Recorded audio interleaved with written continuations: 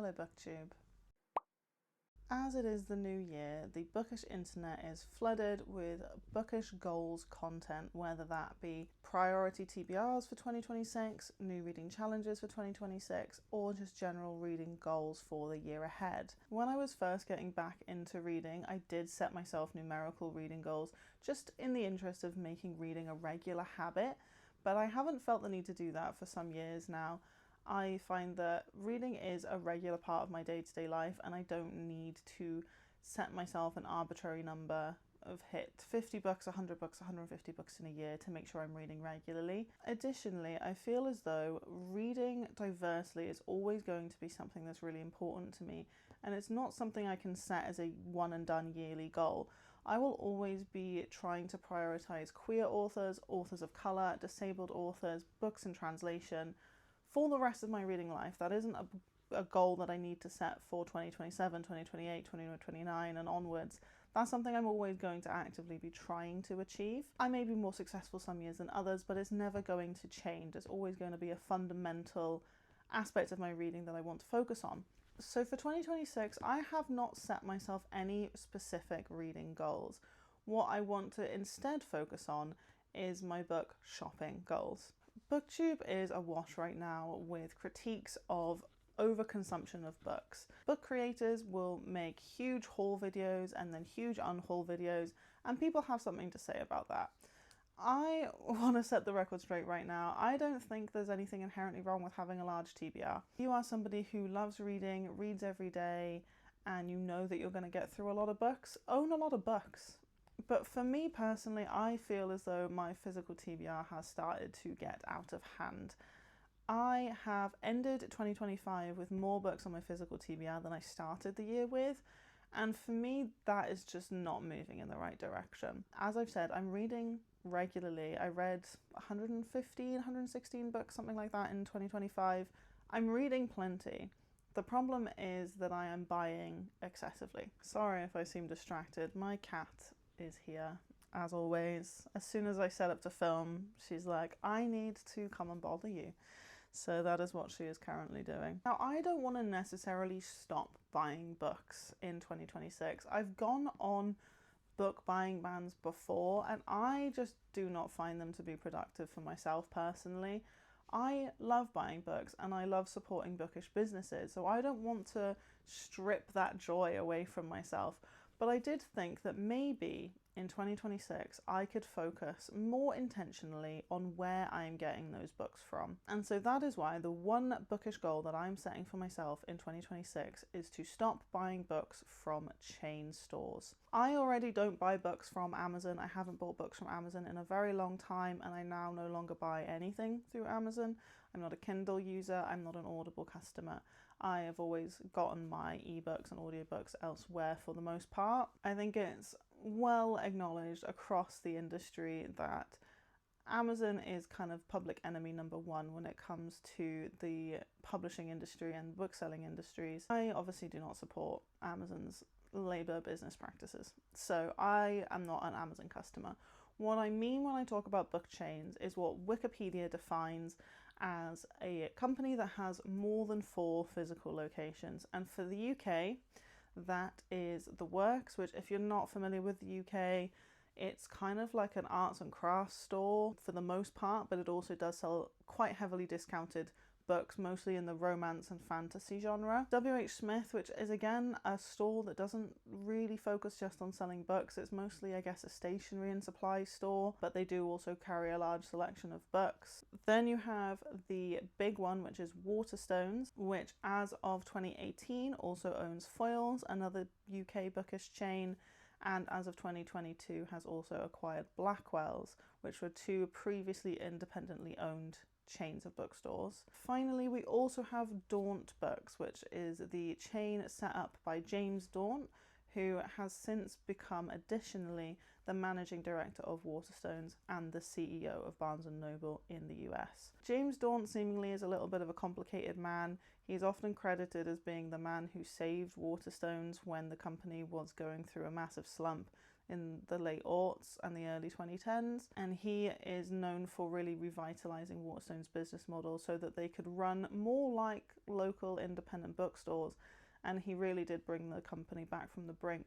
I think he has also done a similar thing with Barnes & Noble in the US. However, I feel a bit iffy about the fact that so many of the bookstores in the UK are essentially under the umbrella of one group and one individual. And additionally, James Dawn has come under fire a little bit recently after sensationalist headlines quoted him as saying that Waterstones would stock AI-generated works in future. These headlines are a little bit inflammatory. If you read the articles in question, he is saying that he doesn't expect this to become a reality anytime in the near future, and it would only end up being the case if booksellers and the book buying public were keen for this change. So I personally don't see AI generated work coming to your local Waterstones anytime soon, but I don't love the idea that the door is left ajar for that possibility. I'm not somebody who supports the use of AI in the bookish world. I don't think it should be used to help write books, to generate art for books, to translate books,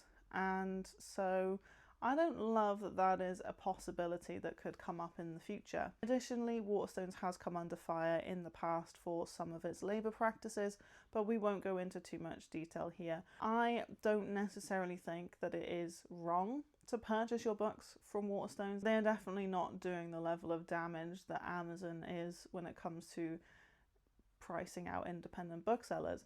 However, me personally, I am always on a kind of journey to decenter large chains from my life. I'm not somebody who buys fast fashion, and I love to shop independent and support smaller businesses. But I'm finding that more and more my book shopping is not aligning with that belief or with that preference. I love going into a large Waterstones as much as the next person. It is so wonderful to be able to explore floor after floor of broad bookish selection, and I very often get drawn in by the points card system and the buy one get one half off offers that Waterstones promotes. I've noticed that for me personally, I am in Waterstones a hell of a lot, and a hell of a lot of my book buying is happening in Waterstones.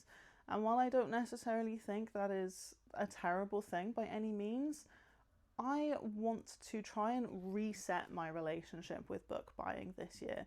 I want to be buying less, absolutely, but I also want to be more mindful about where my purchasing is happening.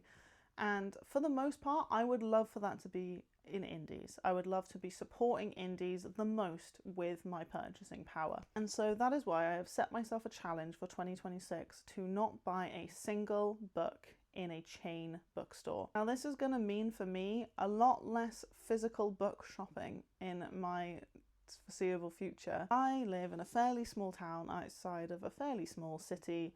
Waterstones is the easiest place for me to purchase books, and the aforementioned WH Smith, all the works, which I don't tend to shop in very often at all, particularly WH Smith, which has been recently rebranded as TG Jones in the UK. Waterstones is where I'm spending the bulk of my money when it comes to purchasing books, apart from secondhand, which I'll touch on in a minute. I really want to shake that up. I really want to be moving away from spending the bulk of my money when it comes to books in chain stores. I think it's okay to purchase in chains from time to time, but I don't want that to be my primary resource, if you will. This is going to make buying physical books a little bit more difficult for me, but I would like to treat it as more of an occasion. I don't want to just find myself in Waterstones because I have half an hour to kill in town. I want to go book shopping. I want to go down to Cardiff or to Hay-on-Wye, which are my two nearest locations that have a decent selection of indies, and I want to make book shopping the primary purpose of the trip. And I want it to be more of an occasion, more of an event, you know? I don't want to just be picking up books on a whim anytime I'm bored in town. And I think that speaks to just a wider conversation that we can be having about consumerism anyway. I have laid some ground rules for how this challenge or this goal is going to play out. The main rule being no book purchases in any of the aforementioned chain stores. I do not live near a Foyles, I do not live near a Blackwell's, and I'm not in London, so I don't live near a Daunt Books either. So for me, the big heavy hitters here is Waterstones and occasionally The Works. As I've gravitated more towards romance as a genre, I have occasionally popped into The Works and grabbed a romance book, and I want to be steering away from that. As I said, I don't shop in W. Smith very often, so that one isn't really going to be so much of a challenge for me. The main focus of this, to be honest, is going to be reevaluating my relationship with Waterstones. The next rule, additionally, is no buying books in the supermarket. In the UK, many large supermarket chains also carry books, new books, and they tend to sell these at quite a significant discount as well, which undercuts smaller bookstores. So I'm not a fan of buying books from the supermarket. I have on occasion for a larger release, but I just don't want to be doing that going forward, to be honest. It's not the most fun way to go about buying books, just to grab one while you're doing your food shop. So I don't really want to be focusing my book buying there either. When it comes to purchasing books, the places that I want to be prioritizing, as I've said, are smaller independent businesses. So for any online purchases, I will be using bookshop.org. This is an online platform that was set up to rival Amazon's kind of dominance of the digital book buying space. And the thing I love about bookshop.org is that every purchase you make, some of that money is going to be invested back into supporting independent bookstores. And if you have a favourite indie and they are working with Bookshop, then you can select that particular shop to be the recipient of your money when you make a purchase through bookshop.org. And so when I'm ordering online, this is going to be kind of my one-stop shop. When it comes to physical books, I will of course be prioritizing indies. Some of the local independent bookshops to me that I love are Gay on Wye and Richard Booth's in Hay on Wye. I also love in Cardiff Pana de Gay, which is a small selection of queer literature that is housed within the Queer Emporium in Cardiff City Centre. And there is a new independent bookshop that has opened up recently, a romance bookshop called Love Stories. I've popped in there once since they've opened, and it's a really lovely small space, and I want to be prioritising buying more of my romance in particular from that store. I will also be shopping second hand. I'm a big charity shop lover. If you're outside of the UK, a charity shop is like, I guess, a thrift store equivalent. You take donations of things that you no longer want, homewares, clothing, books, DVDs, etc., and they will then resell them to raise money for a particular charity. I am in charity shops all the time, and I do pick up quite a lot of my books for very, very cheap in charity shops. I'm a supporter of books being in a circular economy. I don't want books to end up being destroyed or going to landfill, so I have absolutely no problem with buying books secondhand, either from secondhand bookstores such as the nearest one to me, I think, is Troutmark in Cardiff, and charity shops as well. Additionally, going back to my point about supermarkets, some of the supermarkets near to me have a kind of charity donation shelf where customers can bring in their secondhand books and they will put them up on the shelves for a small donation for a particular charity. I'm not going to stop myself from using those either. I have found some absolute bargains in my local Tesco through the secondhand charity bookshelves, and I'm not going to stop myself from using those either. As I've said, I support a circular economy for all items, really. I'd rather things be getting a second lease of life. So if I can be contributing to that by buying secondhand, then I always will be. The one big exception when it comes to purchasing in Waterstones is author events. In my local area, Waterstones is the heavy hitter when it comes to author events. They are the only venue that I'm really aware of in my local area that regularly does author talks and book signings. There are a few other venues that I've noticed doing talks, but they are much further afield. It's going to be a bit more of a struggle to get to those on a regular basis. And I have really come to love attending author events in the last couple of years, and I don't want to deprive myself of that joy, and I don't want to deprive authors from the opportunity to market their books by doing book tours. So if an author talk comes to my local Waterstones and I'm interested in attending, then I will be purchasing a ticket and I will go, but I will try and stick to my rule of not purchasing the book itself from Waterstones. I don't need to purchase it there to get it just for the purpose of getting it signed. Now, part of this whole goal for me is ultimately going to be purchasing less books. I'm never going to go full minimalist when it comes to my books and have a 30, 20, 10 book TBR. It's just not happening. I love being surrounded by books and it brings me so much joy. But I definitely want to be making more use of my local library. I am a big BorrowBox fan. I don't tend to use Libby. I have tried it in the past, but I don't like the app as much as I like BorrowBox. For my library in particular, the selection of books available isn't quite as good. And I have also seen Libby being criticised online recently for introducing AI onto the platform. So for now, BorrowBox is going to be the platform for me, and that is where I'm going to be getting my ebooks and my audiobooks when it comes to the library. But I also want to be going to the physical library more often. In Swansea, the central library has just moved to a new location. I haven't visited this yet, but I really want to. So I really want to go down there and check it out and prioritise going into a physical bookish space that is not a bookstore. If I'm in the mood to go book shopping and I just happen to be surrounded by shops that are not indies, then I am going to be making an effort to go into the library instead to scratch that itch. On the subject of ebooks and audiobooks, I am a Kobo user and I will still be continuing to buy my ebooks through Kobo. I really support Kobo as an alternative to Amazon and to Kindle, and I don't want to remove that support from that company, so I will still be purchasing my ebooks through Kobo. When it comes to audiobooks, I don't tend to buy them very often, I'll be honest. One platform I am aware of and that my husband has used and liked in the past is Zigzag. I believe the setup of this platform is that the more books you purchase through them, the cheaper they can offer them to you for, and you will get discounts for purchasing more books through the platform. But I'm not currently a big audiobook listener. I do like an audiobook from time to time, but I got into podcasts in a big way in the last year, and a lot of my listening hours are going towards getting back into music in a big way, but also listening to podcasts as well. So for me, I think BorrowBox is going to be the main place that I source my audiobooks. I do also have a subscription to Everand. I'm on one of their legacy plans at the minute. I'm unsure if I'm going to continue my subscription once they remove those older plans and put me on a new one, but that's a bridge to cross later down the line. For now, I'm happy with my Everand subscription. I am happy with the selection of books that I can get through there, even if it is a bit more limited now that they've introduced the newer plans.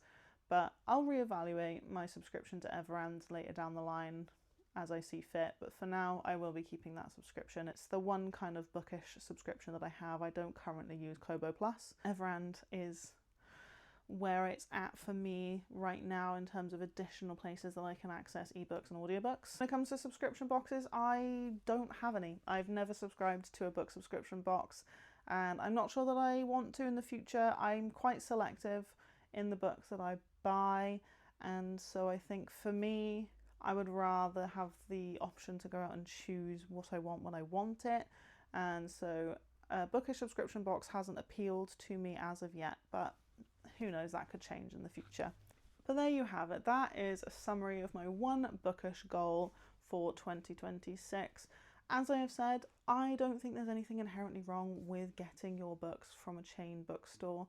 I would much rather people use something like Waterstones or Foyles or W.H. Smith even over purchasing their books through Amazon. But for me, I really want to be decentering chains altogether in my life where I can. And so I really want to spend this year prioritising and championing the indie bookstores that I love. I'm not saying that I'll never buy a book in a Waterstones ever again. For me, this is more of an opportunity to reset my book buying habits so that one, I can buy less and buy more intentionally, and two, that most of the money I spend on books is going to support smaller local businesses. But I would love to hear from you. What is your relationship to Waterstones? Is there a Waterstones near you? A lot of people I know, I'm in the same position where I don't have a lot of indies very close on my doorstep, which is why Waterstones has become such a big part of my buying lifestyle. And I know that for other people as well, the library isn't super accessible to them either. So let me know down in the comments, what is your relationship to book buying like? What is the book buying situation like in your location, in your town? Do you tend to shop a lot at indies, or do you also fall into the trap of going into a lot of chain bookstores like me in the past, let me know. I would love to hear from you. Additionally, if you've got any bookish goals for 2026, I would love to hear them, so leave those down in the comments as well. My plan is to try and do an either quarterly or monthly wrap up. If you have a preference, let me know. It will probably depend on how much I end up purchasing, but I will be doing regular check-ins with you to let you know how I'm getting on. Have I been able to stick to the book buying ban? Have I purchased books? If I have, where have I gotten them from? What format are they in? How much have I been using the library over reading my own purchased books, etc. Let me know if you're interested in that, and if you'd rather see them sort of monthly or quarterly, and we'll play it by ear and go from there. That is all from me today. Please subscribe if you're interested in seeing how I get on with this journey. And until then, stay safe, happy reading.